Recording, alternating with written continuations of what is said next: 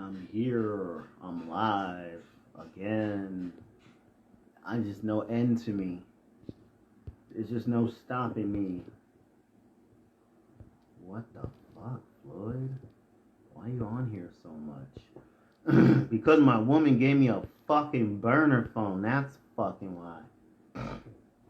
Sorry, I'm trying to figure out what filter I'm gonna use for my friend. I might use that. I might use this. Yeah. I'm so cool. I should grab my edibles. I want an edible with these waffles. Have pancakes.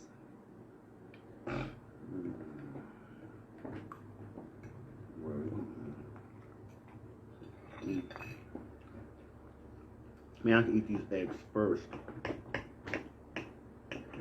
I like to blow up. Hope I don't get the niggeritis on camera. I hope y'all don't try to can me for using niggeritis. How you pronounce it? There's no like any other twist to it. It's just a twist, but it's niggeritis.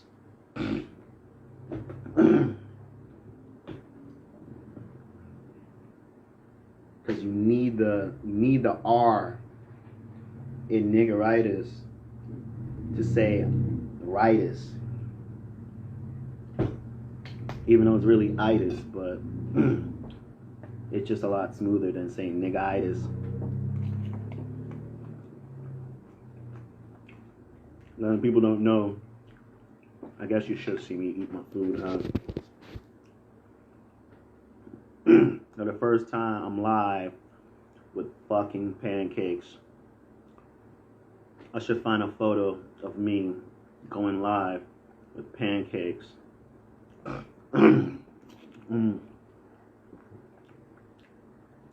Word.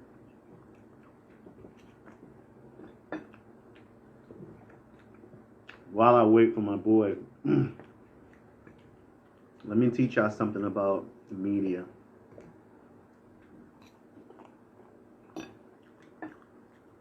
Whatever you do on social media is considered media. Any and all content, including this, you post on social media is free. Guaranteed free.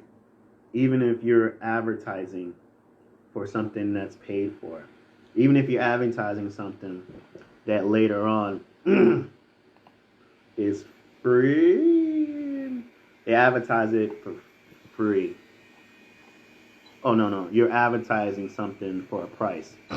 It's still, that advertisement is still free. I'm going to tell you another secret.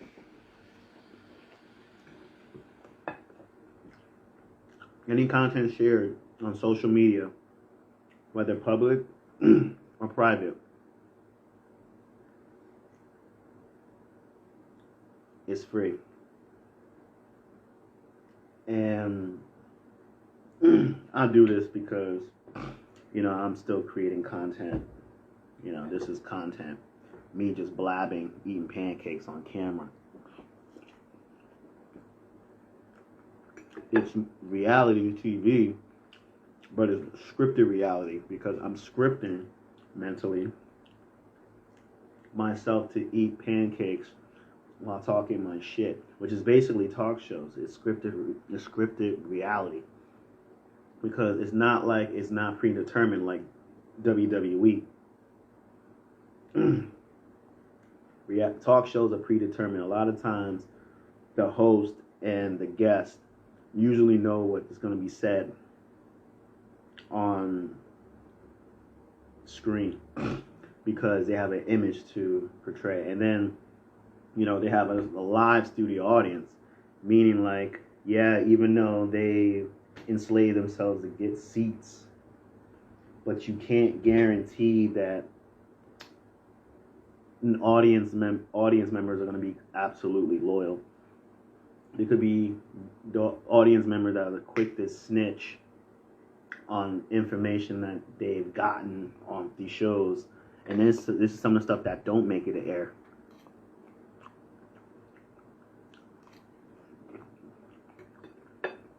A lot of people think that because something is live, it's shot through and through. Because you're shooting scripted reality, there's going to be time, because the only thing that's not scripted is basically the response. For say a question. A question can be formatted a certain way, and then the host can twist it into his own way. That's why sometimes they be mumbling right before they get to the question, and then the obviously the guest has a footnote of what he wants to say, but he has to get together what he's going to say in order for the answers to come out sincere, crisp, clean. You never want to have a bad response. But for water. A lot of times you might go a little bit off topic because if you don't have footnotes kind of available, like for example, The Rock, he'll probably have notes on his hands because he used to put notes on his forearm or his wrist. He'll have cliff notes of his promos on his wrist, like that's why he wears his $800 shirts, $500 shirts, $1,000 shirts. Because like he'll do the thing where he'll shoot his arm and he rolls, like it kind of cuffs his sleeves in, and he'll have his footnotes on his wrist.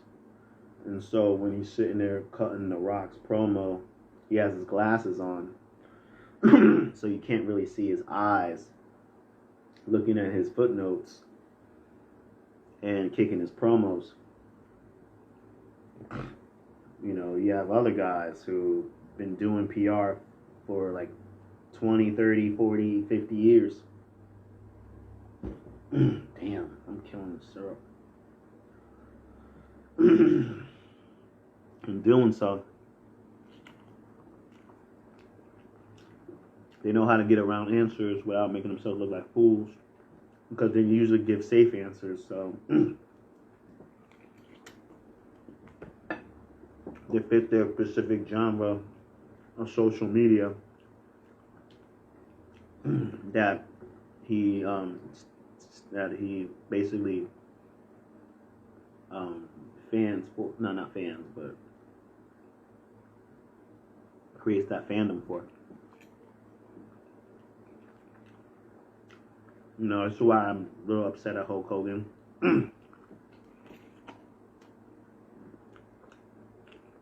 We're siding with racism, but you know, that's his fandom. That's his core fandom. That's what he likes, so be it. I'm not gonna cry over spilled milk. I'm still gonna enjoy his stuff, but I won't really support it a lot because today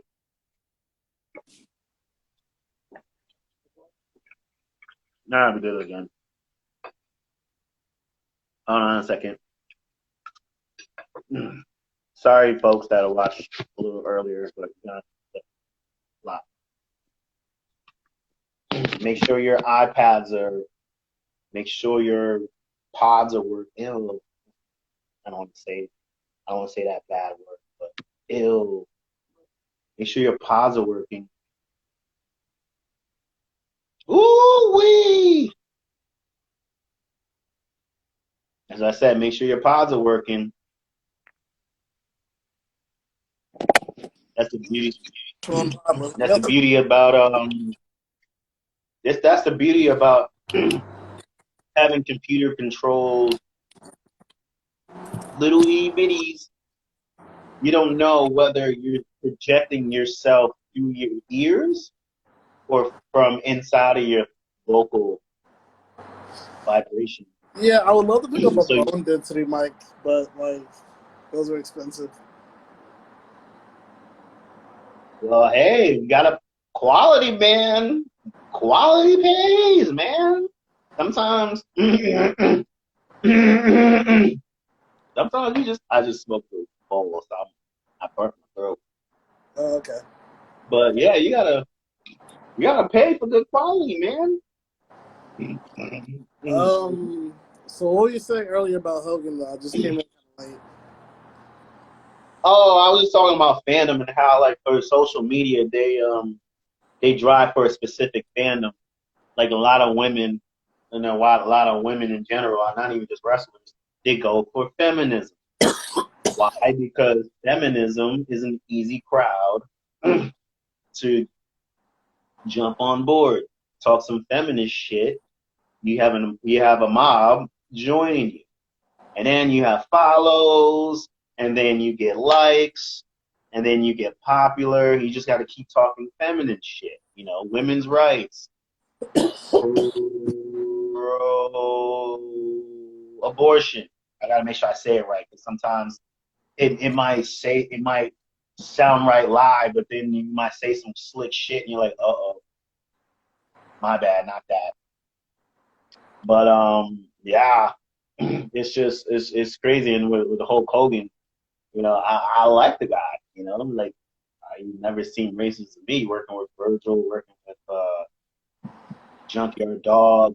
I mean, yeah, he politicked to stay on top, but I mean, I don't think he politicked to not make any black wrestler a WWF, WCW champion.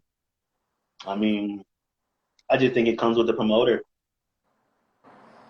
But he rolled with Dennis Rodman. I don't think he was culture vulturing. I just think that he that's who he was feeling. He was feeling Dennis Rodman. Yeah, the Rod. Yeah, that's my buddy Hulk. They still they're not like friend buddies like today. Like they were, but they were friends for a while. Every time But I I hear think about because like every time I hear about like Dennis Rodman like was wrestling in WCW, I remember I've never watched the whole match. The only thing my brother has shown me was him get into the ring. He locked up with someone. He hip tossed someone, and the crowd went fucking bananas. And I was just like, "This is what y'all pop for?" Because this man hip tossed someone. Okay, like kudos to Lex Luger because he don't really get a lot of credit that he deserves. He's the one that took that bump.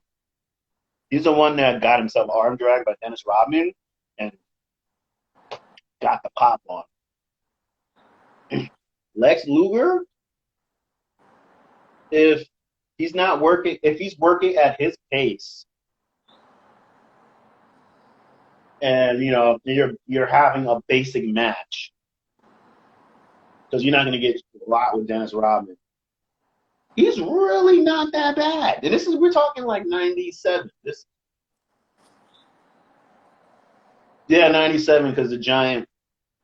I remember because the Giant was a heel in '96 the whole way through. Because he was with the Dungeon of Doom, but then he was Team WCW because he was I was like it was cool that the end they formed the NWO when they did, but it really fucked over a lot of people's bookings, especially the Dungeon of Doom because you had the heel Giant world champion, and now like you have this heel Hollywood Hogan chasing the Giant for the title, and it's just now you have two heels clashing, and you have like only like maybe like 2 weeks. Yeah, there was a small period of time where you had to turn the Giant baby face. I think he still had to fight Ric Flair. Couldn't tell a story where the Giant beats no, Flair beats the Giant, and so you had no choice but to have the Giant go against Hogan.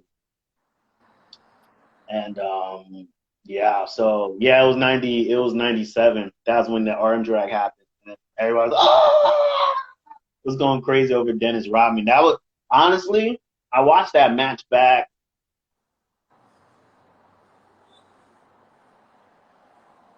It was I want to say it was like a couple years ago. I want to say yeah, it was around the pandemic.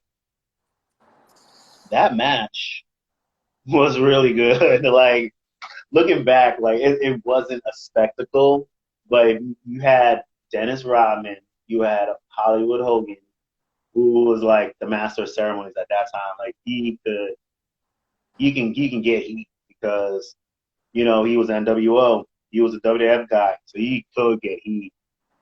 Um, and then you had the Giant, who he don't get a lot of credit. The Giant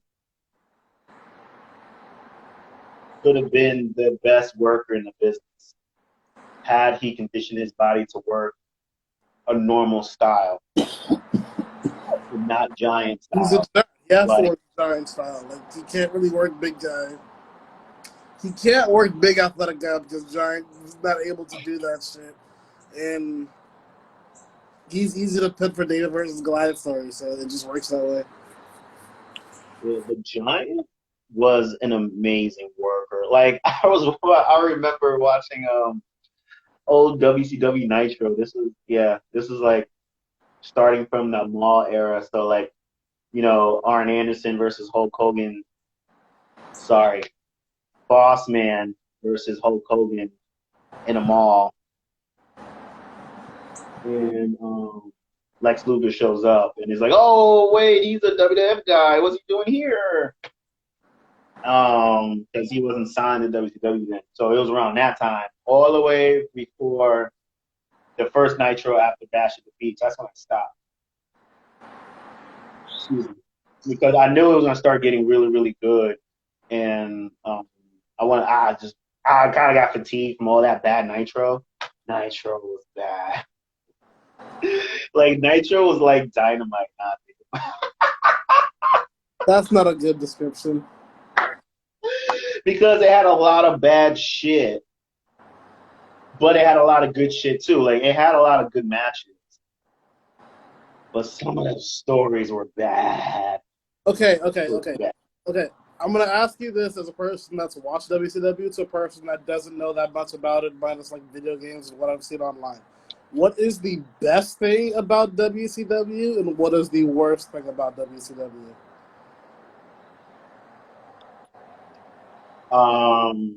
People will go and say like Vince Russo was the worst thing that happened to WCW.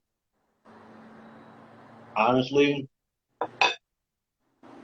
the best thing about WCW is that, especially if you follow AEW like I did, you can go back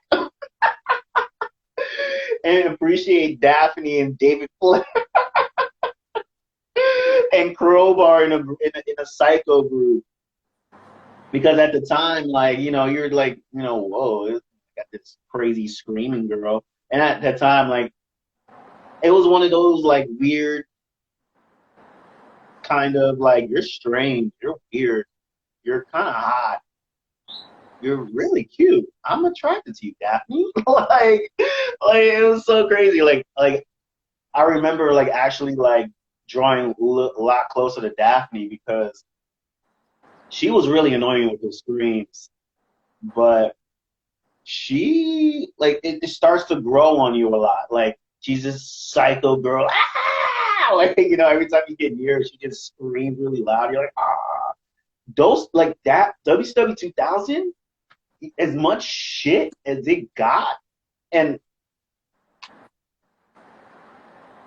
I'll admit, like that was a rough period. Like especially when Ready to Rumble came out, rough. It really is not that bad. I think personally, the best had to have been 97. 97 WCW was revolutionary. That's when we had like the Dennis Rodman doing the arm drag. And, oh, like people just like got wild because they thought like he was just this, Mr. T. Let me smoke some crack before I do this match. Get completely blown up by Bam Bam Bigelow, and he had to basically carry him the whole match because he was dead. Like Go back and watch LT versus Bam Bam Bigelow. LT died. He literally died in that ring, and freaking Bam Bam had to carry him throughout that match. Dennis Rodman actually held his weight.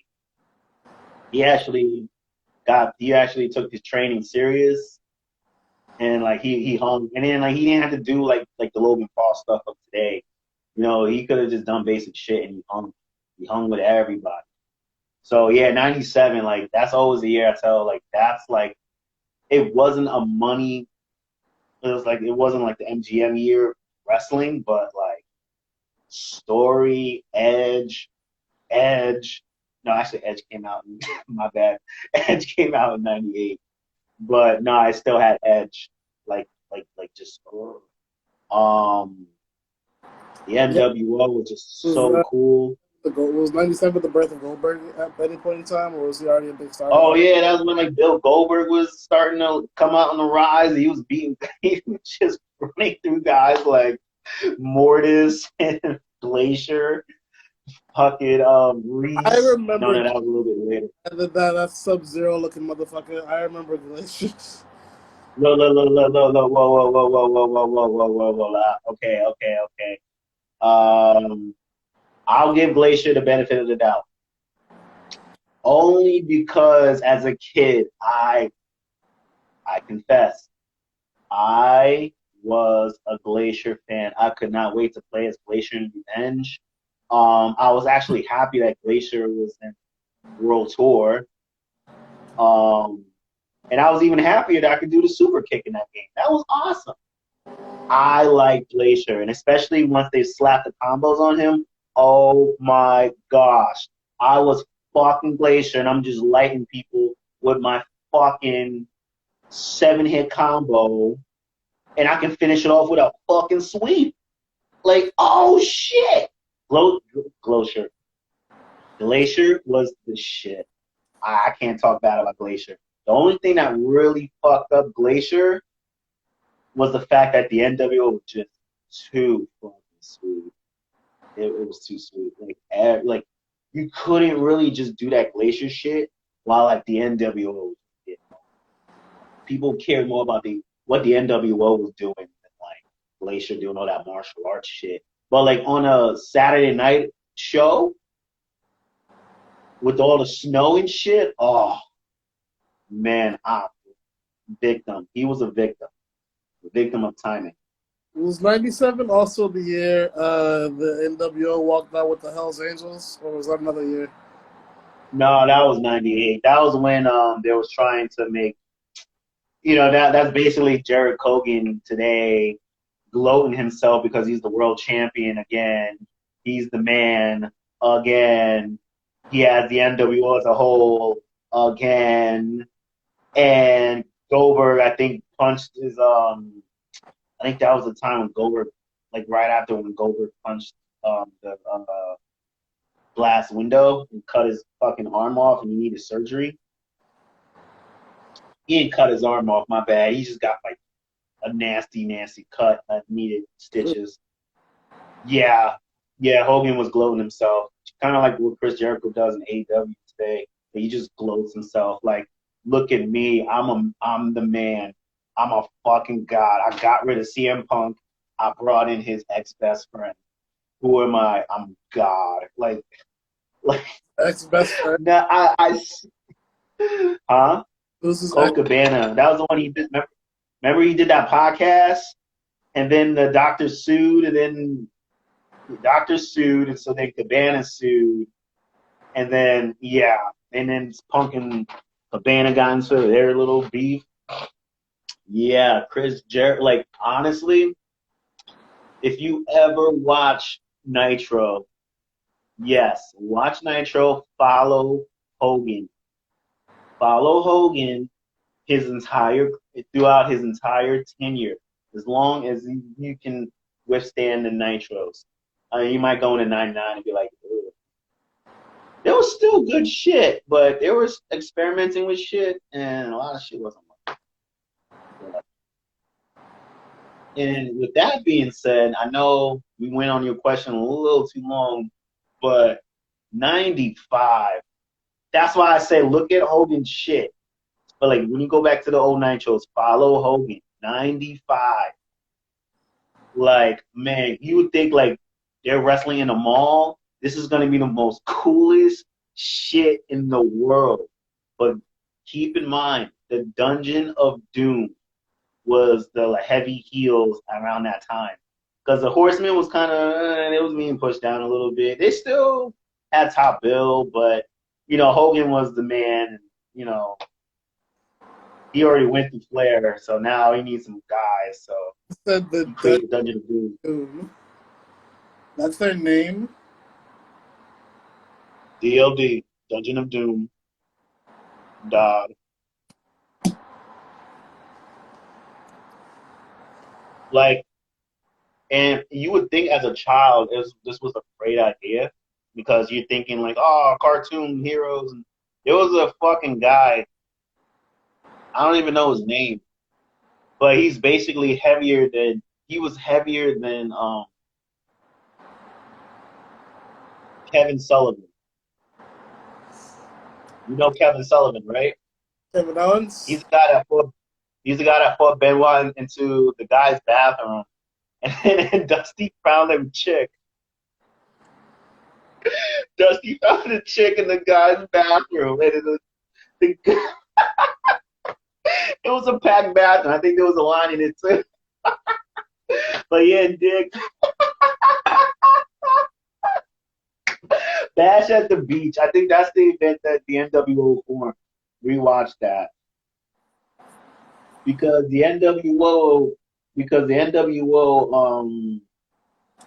I want to say it's Bash at the Beach. Because the NWO did form that night, but before Chris Benoit fought Kevin Sullivan in the Cross Count Anywhere match, and they fought into the men's bathroom, they found a chick. But yeah, that Kevin Sullivan. So he had a heavy, and his heavy is like a fat Quan Chi. Actually, kind of looks like Dr. Luther in a way. And just off of memory, like I'm trying to remember this guy. Like he ain't really worth a shit because he doesn't wrestle, he don't do shit. He kind of disappears. Like he disappeared. Like yeah, like Hulk Hogan goes into this fucking cave. I kid you not. Like he's at the event and he's going backstage, right? Yeah. Going in the back area, like like everybody else does when he goes through Gorilla. And then yeah, he goes into this area because he told the fans that he's gonna go meet the Grand Man. I just made up the name. I don't even know who the fuck his name. I don't even know who he is. I just knew he was supposed to be the heavy of Kevin Sullivan, and then Kevin Sullivan is supposed to be the co-leader of this group. Okay. And you Dark Order. I'm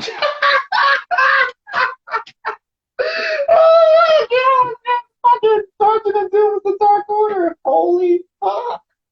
And they're the Dungeon of Doom. The Dark Order is either the Dungeon of Doom or Sex in fucking TNA because Sex wasn't worth the shit either.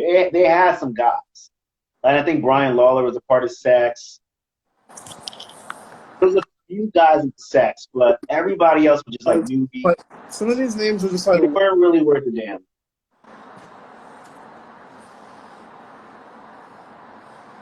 These names ain't worth a shit. I'm sorry. All the names that you told me have been bad. Well, Brian Lawler, you know him as Brian Christopher. He's Jerry Lawler's son. I'll give him the benefit of the doubt just because, he got over with dancing, Scotty, Hottie, the body. And then Rikishi, yeah. And I could kind of turn him into that goofy character guy. But, I mean, yeah. Like I said, they create this super group to put over this one person. And eventually AJ Styles. But yeah, that was the worst year of WCW. Like, I don't even think the pay-per-views are worth a damn because Vader had a match with Hulk Hogan. I can't remember what event it was. He had a match with Hulk Hogan. And Ric Flair got involved, got pinned, and Hogan won the belt. Or either he won the belt, no. He he retained the belt by beating Flair, even though his match was against Vader. It was weird. It was weird, and I think that was Was it '95. a threat match, or did he just No, pin? like I'm telling you, I kid you not. The match was Vader with Flair as his manager. Oh no, he wasn't the manager. He was the old lady in the fans, like outside the barricade. So he was a fan that got dragged in the ring just to get leg dropped and pinned, and that's how Hogan beat Vader. WCW '95, like I remember that year watching Nitro that year. Like it was nice seeing Disco Inferno. Like you appreciate Disco, like at '95 was. Not 2000s was. It was just a lot of bad booking and a lot of like over the top booking, and then trying to be sexy but can't get to that point of sexy like the Attitude Era. So you just kind of stuck with mid. Honest, but it still had a lot of great shit. Like Booker T was world champion. Don't hate the player, hate the game. But yeah, I would say '97 was the best year, and in '95 you had to satisfy Hulk Hogan his needs and desires, and come up with some like real wacky, cartoony bullshit just to like really stink with the product. It's not timely at all. '95 was a real terrible year for wrestling. It was terrible across the board. Martelli just got pizza. You got pizza? Yeah.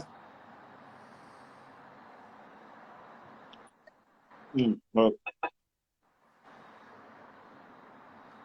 yeah, even Chris Jericho, like he's kind of like fandoming towards like the same audience as Hulk Hogan, but he can't like go full blown Republican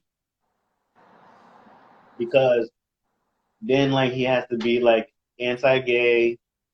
He would have to be um Hey, he I'll has to be be right he has back. to be for the Right, people. right back. Yeah, and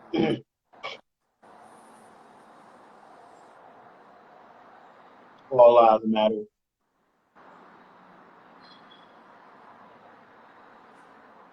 Mm,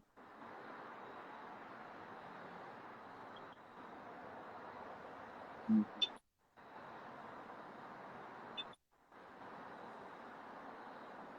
mm. Like eating pussy.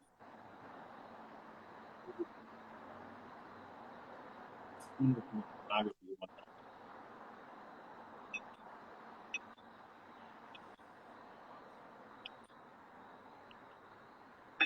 And that's how she messed with the cool boy.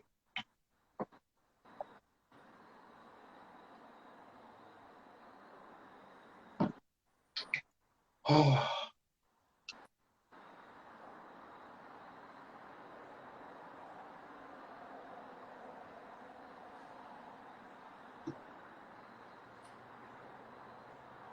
mm.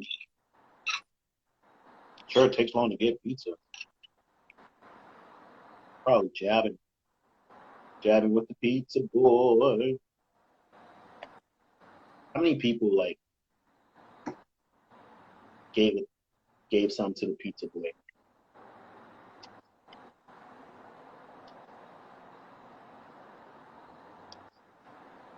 or pizza girl? I'm sure the pizza girl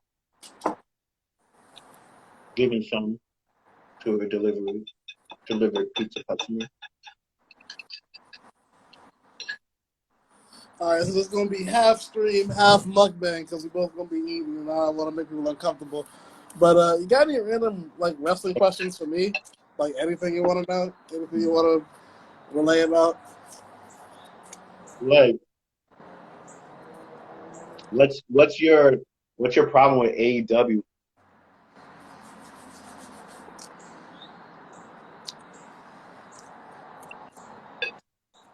want to say the main thing I don't like about AEW is the people that they deem are star worthy or people that they believe are like up there. I just can't really like stand most of those people. Like I mean, it's so out of all the broad. Like, I AEW mean, champions they've had, the only one I've kind of liked is Jericho and Moxley. Like everybody else they put that belt on is like I don't really care about any of you guys. Like is it because you're trying not to adapt to new things, or is it because you only know it's Chris like Jericho? all of the things I catch on AEW is stuff that I hear about and like stuff that I'll like watch on YouTube that I'll try to watch because like I do want to see what Jericho's doing and shit like that. Like I like Cody. Cody was a big thing I did like about over there, but like I can't stand Darby Allin. I can't stand Jungle Boy. I can't stand Luchasaurus. Like I can't stand all these people that y'all believe are just like, oh, these guys. Orange Cassidy's a big one. I can't stand that motherfucker to save my life. Like I just like how are these people have jobs? Like that's how I am about AEW. Like realistically. So, and has this been a thing that you found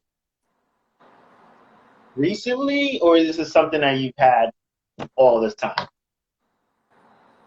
Here's the thing. I tried to watch AEW. I tried. Like, okay, when was the last time you watched a full show? I've never watched the full show. I'll let you know that much. I'll never watch the full show. I've watched the pay-per-view that ended with Jericho Hangman. I watched certain matches because certain people were in them. But I've never watched the full show. You should watch a full show, and we can react to it. And I want to know your general opinion, based on my recommendation.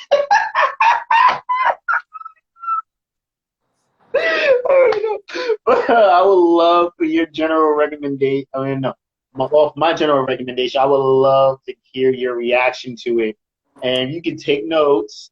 You can emphasize certain people. I just want to know, like, okay, I didn't give it a shot. I'm just gonna hate on AEW. I decided to watch it for the first time off your recommendation, and blah blah blah blah blah blah blah blah. And then like we can go over it. I'll watch it too because I stopped watching it, caring that it's has a possibility of succeeding. I'm just kind of sitting back and thanking the wrestling gods that I got off that boat long before it's starting to sink. Because holy shit, I felt like Jack in the Titanic. I'm basically being damned in shit because I see something wrong, discrepancies, and then because I like Oscar. Oh, I'm a WWE guy. Oh, look all your gifts. Oh, you're a WWE guy. Oh, and then like they judge me, and I'm like, damn, I feel like Jack in that movie. You look down on me because I'm poor and I'm smart, and y'all all about to be striving fans like, oh, my AEW, what happened to it? I told you the shit sucked.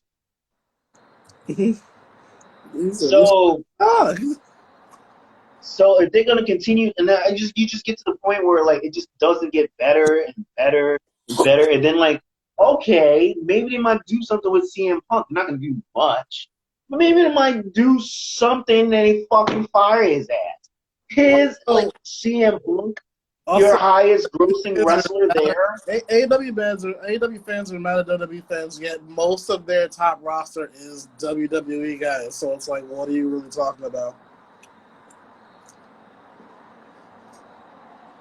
They're like they won't. They're like there might be a done deal. Then CM Punk may not return to AEW, and I'm sitting there. I'm like, do you know what you just did with your AEW World Heavyweight title? You just tainted the fuck out of it. You know how many times Vacant won that title? Twice. Two-time AEW champion, along with multi-time WWE champion Bacon. And then because Tony Khan's a hater, you don't want to give Bacon any more AEW titles because he's already given them enough. He's already given them enough AEW titles. So now he's giving them to interim. Oh, the interim champion gets to unify the fucking titles because he doesn't want to give shit to Bacon anymore. Because Bacon was, man, he didn't pay Bacon for real. Someone needs to trade Bacon as a wrestler and get money. Because, the fact to have interim titles is fucking dumb. Because you don't want to give Bacon the title. I mean, you gotta get this person got to drop a title. This person got to drop the title. CM Punk already dropped the title twice. Oh, no, he didn't. He only dropped it once.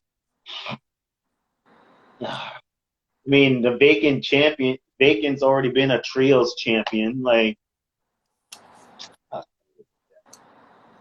when the show continues to suck, Yo, Bacon is as bad as it does. Yo, real quick, Bacon is the second WWE Universal Champion. Who? Huh? Bacon is the second WWE Universal Champion. Bacon is the shit. Bacon is a very decorated champion. He's full a shitload of titles. Shitload. Like I said, Khan's a hater. If I'm not mistaken, he's also holding one championship in TNA right now, if I'm not mistaken. Possibly. Freaking. Yeah, I mean, that's Bacon. Bacon is the shit. But when you continue to watch a show that sucks, you start to realize, man, there's a constant pattern in this show. And, watching it, you realize they really became a parody show. They're a parody of pro wrestling. And because they're a parody of pro wrestling, everything they do is going to be even more fake than the shit they already do in wrestling. And then they're going to bitch about it on social media because they're actors. And then someone's going to eventually get dunked in their head and get put in the injury reserve for doing some fake shit that's not going to get over. Yeah.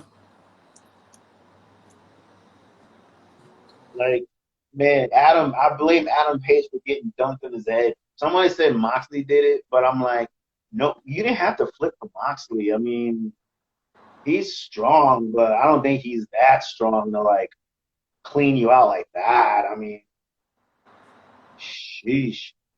People want to put blame on Mox, but I'm like, nobody told Hangman to do a backflip and fail.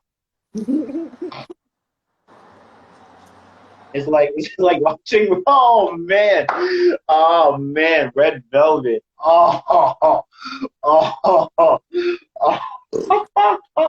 Yo. She is this woman, and she's a very attractive woman. She is. She reminds me of this girl I used to go to school with that was like really skinny and bony. And she's been skinny and bony most of her life. And then, she grows up and she's still skinny and bony. And at least you sitting there all chubbied out. And the only time she's gotten blown up is when she got pregnant. And I'm just like, damn, this girl is really small and really skinny. And so you think, okay, being small and skinny, you're going to do a lot of flips and shit. Tell me why she botches it. She is the reason why they have to go on, AEW had to go on strike with Botchamania and all their videos that they post of AEW wrestlers just botching a shitload of moves. Like it'll get to the point where the show will be filled with AEW botches. But she will botch her own move by botching the standing moonsault. And she will botch it like on multiple occasions. Like, how do you botch the standing moonsault? you gotta watch the you just have to watch the match and see. Like nobody can really explain the psychology in it. You just have to kind of just watch it. And it's damn near the same way every time. Like she always overturns.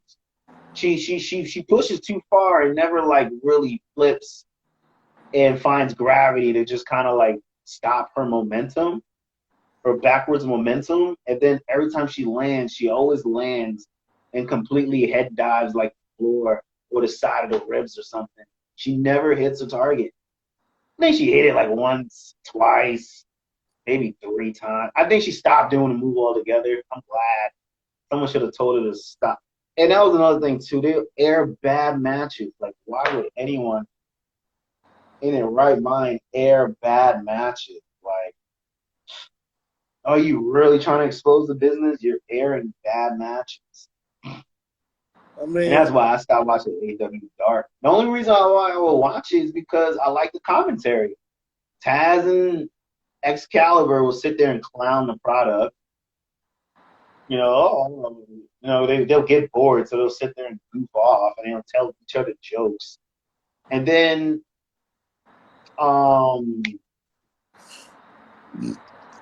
Big Show and Mark Henry were bad because they know better because they work for WWE, and they'll get on AEW Dark Elevation, and they will just bury the. They'll praise talent, but then they'll bury talent too. Like if talent sucked, if like they brought in like some wrestler that was a joke, it was just straight clown. And sometimes they'll just sit there and just laugh. They will laugh on air like, all right, they'll just sit there and just clown these people and just laugh. You can't do that on wrestling programming. It's so bad. I have to stop watching because it was like. Not selling me on AEW if the only thing I'm going to be watching it for is their own commentators shitting on their wrestlers. Like, if that's what the selling That's the beauty. That's the beauty of the product. It's a parody of pro wrestling. It's everything you know about pro wrestling and then some. It's a parody of wrestling. You'll find some old that like they brought in Iron Mike Tyson to do commentary. I didn't hear it because I didn't watch Rampage after SmackDown, but I didn't even watch. Did I watch SmackDown? Yeah, I did. But no. I had to go do something. Yeah, I had to go pay my light bill.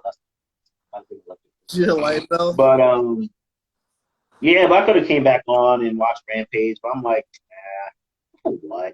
I forgot Mike Tyson was on, so I could have watched it with Mike Tyson. Yeah, and like he slept.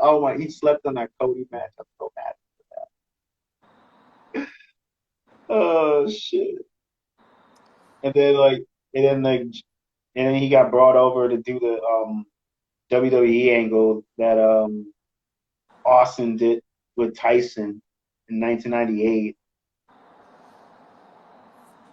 It's so bad. Like honestly, I forgot how bad that segment was. Like you watched the Tyson and Austin. You watched the Tyson and the Austin segment. That shit was raw. That shit was badass. Like it looked like these guys were ready to kill each other. You watch this segment with Jericho.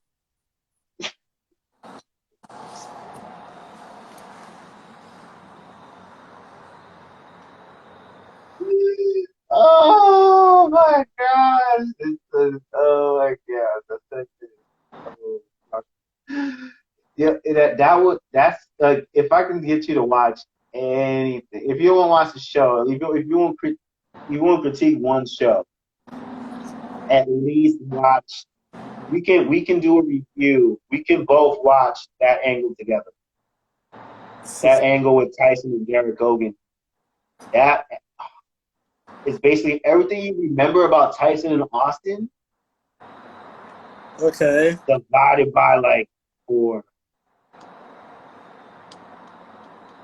It's it's so bad. It's actually very funny.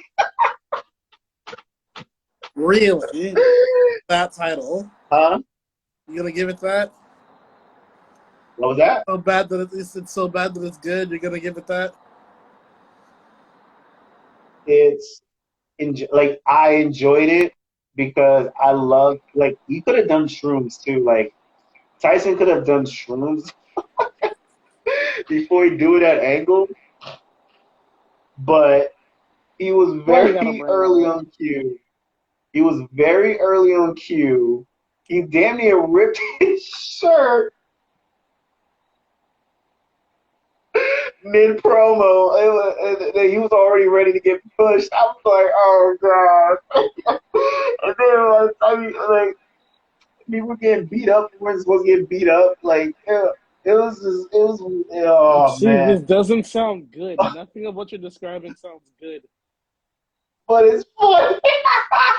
But it's so funny because it's basically a quarter of what Tyson and Austin was. Like Tyson and Austin was a classic moment. This was infamous. This was infamous, and this was like cut down with crack. See, Like infamous and classic are two different things. Infamy could also be a bad thing. This could be one of the closing segments that might just shut AEW down for good. But you're like, oh, but it's so bad. no, It's funny, though. it's funny. Like it's fucking like that's prop that if I can show anybody AEW in a nutshell, that would be that. That would be it. That would be it. That and the introduction to Jade Cargill. That oh my god, yo, those two angles will be the two angles if anybody ever wanted to know what AEW looked like as a What's the whole. intro? What's the introduction to Jade Cargill? Oh my gosh. Okay, so it starts out with Cody, and he's kicking some Cody promo. I'm Napoleon Dynamite. I'm Napoleon on Dynamite. And then Jade Cargill comes out. Nobody knows who she is. She's nervous as fuck. She's never kicked a live TV promo. There's no fan besides like her peers. So you're basically in a training session. Because if you watch a lot of those, some of those in room wrestling matches with all the trainees on the outside, kind of spectating your match, it's basically that. So she comes out. And I've been looking for you, Cody. And she kicks some nursery rhyme that someone like badly like had her memorize, and you can tell she's nervous as fuck. Kicking a live promo for the first time on live TV, not knowing where this is going, and then she gets in the ring, and then you think like, I'm the side chick that you want to brag about everybody. Oh, you're this loving house father. No, you're not. He wasn't. Brady wasn't pregnant yet, but father to Pharaoh, husband to Brandy, but I'm carrying your baby. Some bullshit. No, like she was sitting there and talking about, I got somebody for you. And, I think either she introduced Shaq and then Brandy came out, or Brandy came out and then she introduced Shaq as the guy that was gonna face Cody. But Brandy came out and she kicked the greatest promo at that point in AEW history. Nobody had a passionate, fired. That was a classic promo. Too much of nothing, but it was still a classic promo. And then they challenge you to a mixed tag. It was supposed to be a mixed tag with Cody, Brandy versus Jade Cargill and Shaq, but Brandy got pregnant, and then end up going to Red Velvet. And so, yeah, but right before, like, they was going to sell the match, she was sitting there, like, licking her lips, trying not to, like, what do you call it? Corpse. When you lose yourself, you corpse. She tried her hardest not to corpse. This is her first fucking promo live on TV. And then just to, like, sell the fight, Jade, as Brandy makes she didn't even go and comfort her man at all. She just went to go toward I don't even explain that, but she goes and walks away, and as she's walking away, Jade slaps her ass. She slaps her ass. I'm so lost with everything that's going on. It's just like. And then it started to tussle. I'm like, oh my gosh, this is so great. Like, The way you're describing this is just all so bad that I'm just like, this is not what I want. This is not everything. Like I said, this is also, it's bad. Everything you're describing is just bad. Mad TV couldn't make something this good from parodying wrestling. And they know how to parody shit. You're still not helping your case. I mean, look, I'm not saying that you're going to enjoy it. At this point in time, especially in today's, like, I'm going to watch it later tonight. Okay, here's my question now. Why is it worth my time then? Why do you want me to put this time and effort into the show you know I'm not going to like anyway? Have you ever done bad shit in your life? I'll admit I've done bad shit. I'll admit I've done bad shit in my life. Have you ever done, no, just in general, like, if you were to say, is this good or bad? This is bad shit. I'm not saying that, yes. Have you, like, sniffed lava? I don't know. No, but have you done bad shit? Yeah. I've done bad shit, yeah. Do you still do that? Whatever you thought about when you said yes. Do you still do that bad shit? No. Okay. That's test number 1. Test number 2. Have you ever been peer pressured? Yes. Have you ever been peer pressured into doing bad shit? No. You've never been peer pressured to do bad shit. No one has told you to do bad. Maybe the first time on shrooms. Maybe's a yes. Some bad shit. Maybe's a yes.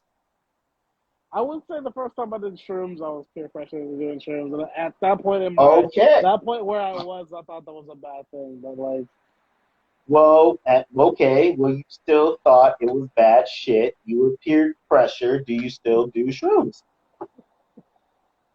Yeah. Well, then there you go. Now you could. Now, here's a problem. You could be peer pressured into watching AEW Dynamite. Just one show. Just to kind of like get the experience, the high.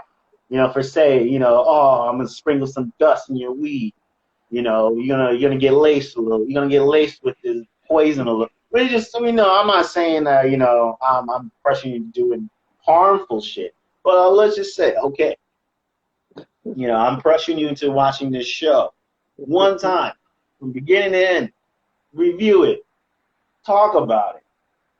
It's up to you not to fall into addiction for your second hit of AEW Dynamite. It's up to you. I'm not telling you whatsoever to watch it again after the first time you watch it. If you watch it you think it absolutely sucks, I can't do it again, by all means, good luck to you. But don't blame me. Do not blame me for getting you addicted to watching bad wrestling.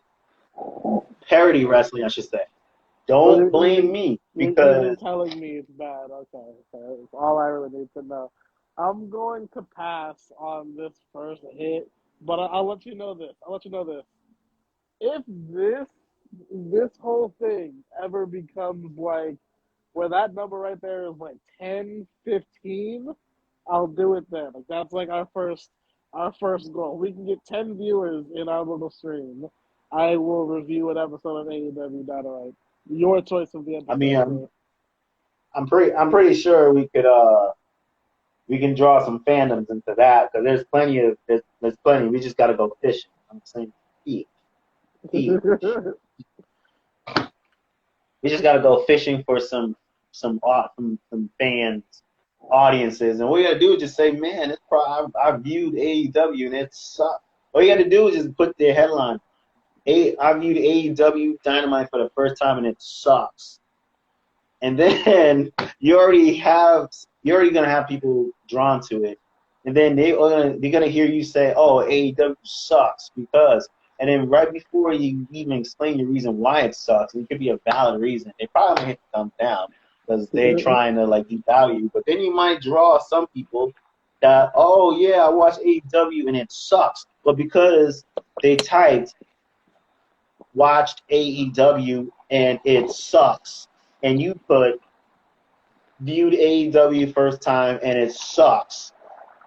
You just linked the two to view. You just linked the two together. Now he's capable of viewing your video, and then you explain why it sucks, and you say, "Oh, got this Darby Allin guy," and you're like, "Yeah, Darby Allin sucks." You know, and then then you start to have fans comment, and then once you start to have fans comment, it's just all about fishing. Okay, we can fish, but like I'm not gonna fish till we at least get like views. Unless we're gonna turn these into videos, because I don't know how you save these videos or whatever. You put the stream up, but I don't know if you have access to these videos afterwards. That's the thing. Like, if we can cut these up into videos and put them on like YouTube and build something, then yeah, I'll do it. I mean, that way we're gonna have like something tangible to work towards. I was gonna say, I think you can go into your archives and then pull up these videos and save them. That's what I've been doing. Now I've been putting them on. I've been loading them up on my personal YouTube. I mean, my personal YouTube ain't got a lot of fandom. I just kind of posted it. It's like my blog site, my blog. Well, that blog might be wrestling from now on, wrestling and anime, because I've been playing a lot of like Dragon Ball Legends, and it made me realize how much I miss Dragon Ball Z as a whole. Like I hate Super so much for everything that they've done, everything they think they've tried to do to save the franchise, but it's garbage. GT is actually goated, but people don't want to talk about that. Like we got like Dragon Ball Z is so good. Like I said in my previous video off camera, maybe like a month ago. GT, I love the Baby saga. Like right when Baby starts like wrecking shit. Right when like they found that little boy in the space shuttle, full of kids, and they were all murdered. I don't want to say murdered, but they were like kind of like fed on. The Americans couldn't really show that because they can't show like child violence like that. And Yeah, so and so yeah, and he had that one little kid, and he was all like baby looking, like, and then like Baby was talking to the three fighters, and then Baby tried to get inside Trunks, and then Trunks was able to like evacuate Baby. Yeah, from that point, yeah, that's when the show was really getting good for me. And then it was all right. It was like I said, it was all right for Super 17, just Dragon Ball Saga. What about It kind of cooled off, and then it picked up, and then it just dragged. What about the Black Dragon arc? Yeah, the Black. That's what I'm saying. The Dragon Saga. It was boring. You know what it is? Is like they know what to do they know what to do as far as the big fights. but like they know what to do, but they don't know how to get to the big fights, and so it gets really boring. For me, it just gets boring, and it's weird kind of going backwards because Dragon Ball Z was they gotten a little bit more serious as Goku was getting older and everybody was getting older. The show was getting a tad bit more serious. And then the only time you really had the quirky side was with the teenagers, like Teen Gohan when he grew up, like the Boo Saga, Trunks and Goten once they started coming of age, and so yeah, yeah. What? Oh, yeah, yeah. The cartooniness in GT, but yeah, I watched one of the movies, Dragon Ball Hero, Superhero, but I watched it in Spanish, so like I fell asleep to it the one time. I didn't watch it because like I'm just watching it in Spanish. It's like,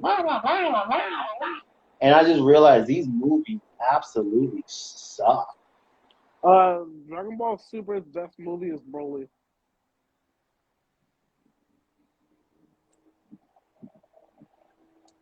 I guess so because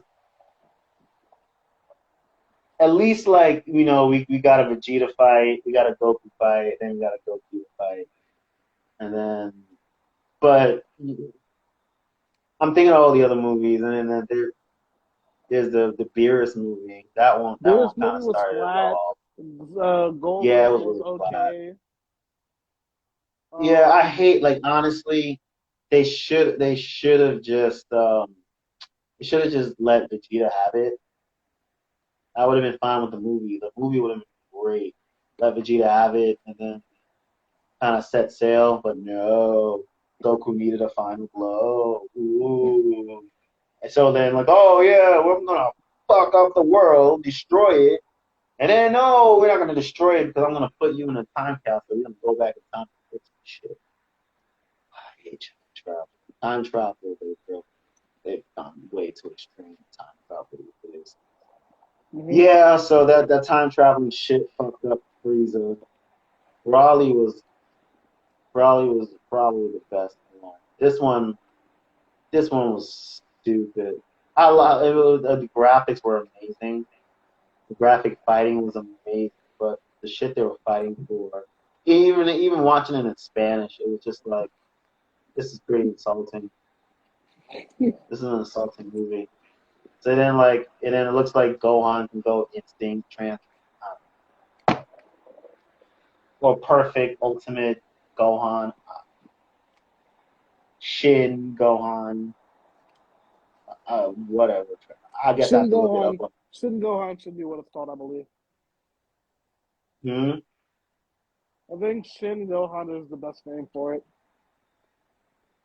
Well, he looked like ultimate transmission Goku. Instinct, ultimate instinct, Ultra. whatever. It's like the thing. This is why like I love the progression of time, the passage of time. I love it because you don't have to like get overbearing when it comes to these things. Like, okay, Dragon Ball Z gave us 3 Super Saiyan transformations. We're not gonna go to GT route. We're gonna go an alternative route. Now we're gonna go this way, and as we go this way, okay, what's Goku gonna do? All right, we'll go God mode. Oh, okay, cool. We'll turn Goku into a god. We turn him into a god. What's next? Oh, we can do a blue Super Saiyan. I know there's some fans that clamor for blue. Cool. So now we make a god times 2. So now God he's Super a double Saiyan. god. He's a double god Super Saiyan. Great. And No, now he's a what's double next? Super Saiyan God because the wording is Super Saiyan God Super Saiyan, which is dumb. It Which, I mean, I ain't gonna lie. If Akira Toriyama has to go as far as naming it Saiyan Super Saiyan God Super Saiyan, I think we taking the transformations a little bit too far. And so, yeah, but guess what? There are those that are even powerful than a Super Saiyan God. What the fuck? It's It's me, just, Austin. man, like, It was me all along. I mean, and I'm not saying that like they kind of put themselves in the death trap with Super Saiyan 4 and GT.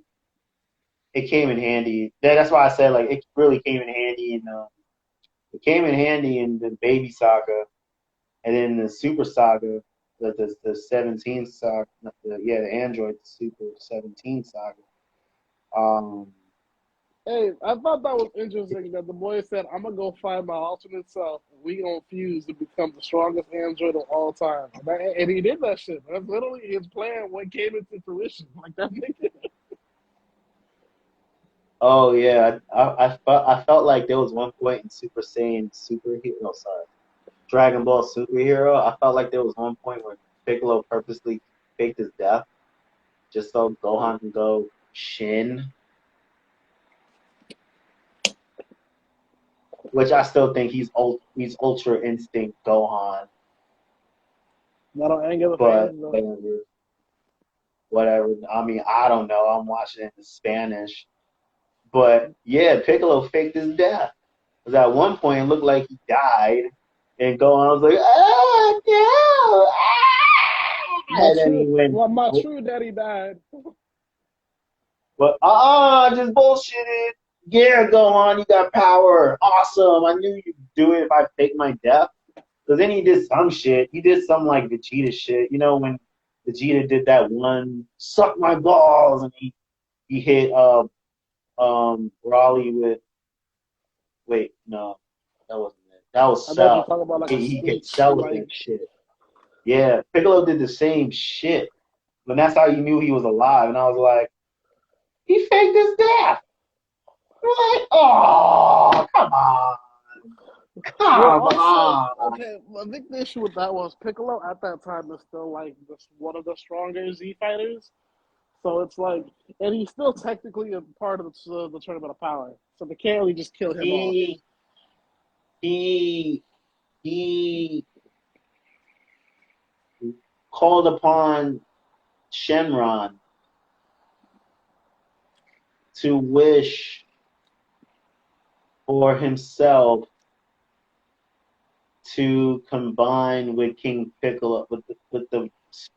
I mean, like I said, I'm watching it in Spanish, so I don't know exactly how he wished he asked for the wish, but I just knew that he wanted the full potential of King Piccolo before the defusion of Kami and King Piccolo. I think I got it. I don't remember. The way he asked, I couldn't tell you how. It was in Spanish, but all I'm gonna say, he has no excuse. He's gotten even more because basically his I can tell. Yeah, I couldn't really tell with the Spanish, but I can kind of tell with certain words I heard. He was starting to get to a point where he couldn't get any stronger, and he just felt like, damn.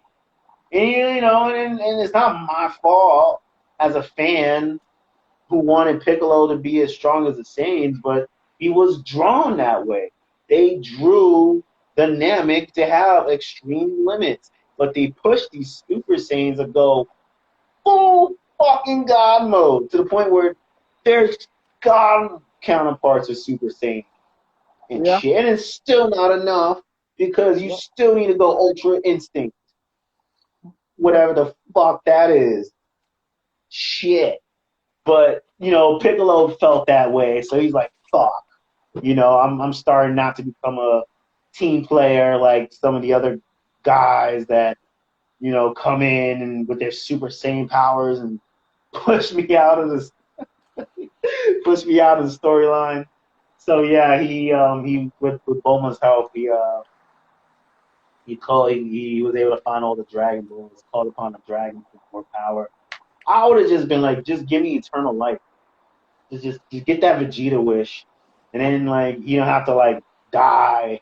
Oh, he can fake his death all he wants, and then Gohan can like transform into like the next whatever power. That was still, yo, you don't even realize how upset I was when Piccolo faked his death. You were that You tight? don't even, because the whole movie was like, oh my gosh, this is a bunch of blabbing, dumb, silly, goofy comedy. Like the comedy in Dragon Ball Super is just outrageous. It's Yeah, like that's fair. quirky, like quirky, nerdy. I'm still in my 20s, like like type of fandom, and then like, do kids like this shit? Like, do they test this on kids? And you think this is funny? Like, Well, it's just Super is weird. apparently doing super well in Japan, so they were just like, "Well, just translate it over. They'll transfer over. We'll do the same thing." Yeah, and apparently, like they built this cyber cell, and basically, he's he's that of Ultra Cell. He's that of Ultra Cell, but he doesn't have his consciousness, so he's just this angry. And then at one point, he just grows into a giant, or he was already a giant. Yeah, he was already a giant. He grows into this giant, and he just starts fucking shit up. The only person that really can like stand a chance is Gohan, but of course Gohan always pulls back. Like, oh, my powers, oh. And then like you get a Goku Vegeta fight, but you still don't know who wins. They kind of leave that cliffhanger out.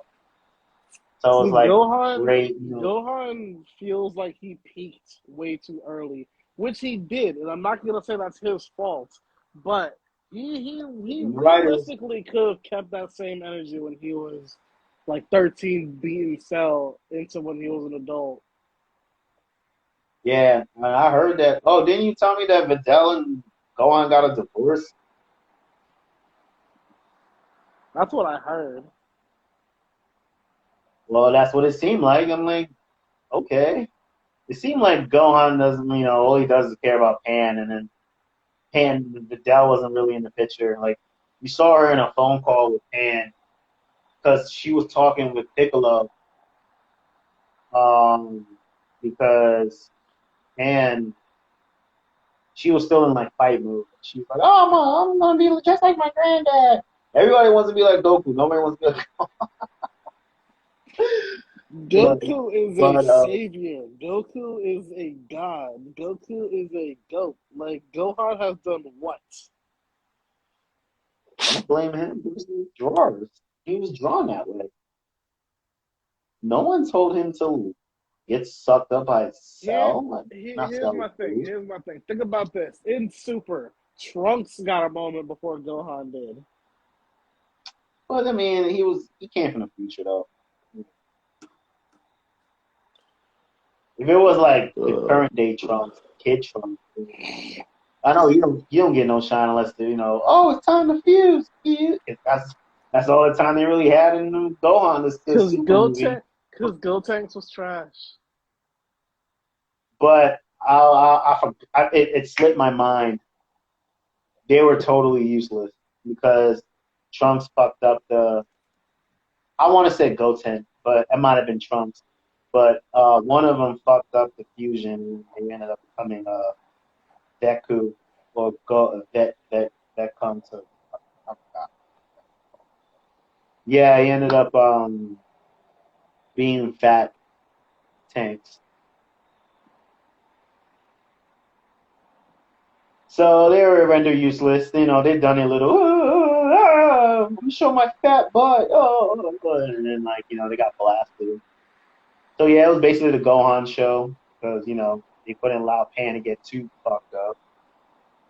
Hey, when Goku and Vegeta turned fat in the Janemba movie, and they were and then trying to hide though, they were doing their shits. They were hiding well. They would. That was a good movie. That was good. I mean, the whole Most of Vegeta Dragon thing was Ball, not that. most Dragon Ball Z movies were solid. The only one that wasn't was like Bio Broly. Bio Brawly was actually very like for a story. It was actually probably one of the best stories of the Brawly series. Yeah, like written from beginning to end, it was actually pretty good. Because Brawly now it's still pretty shaky on if that was real Brawly or not. Number two and then number one, it was just a slaughter fest until like Goku like one hitter quitter Brawly. That's why people didn't like. Oh, we get to recreate the ending for Brawly because the first one sucked. It's like, The first yeah, one but was now you not kept it bad. The first alive. one was, yo, I'm sorry, Broly just destroying people left and right was godlike. No, it was great. No, the movie. I mean, the story was there, but the Brawly story was sad, but it was still great.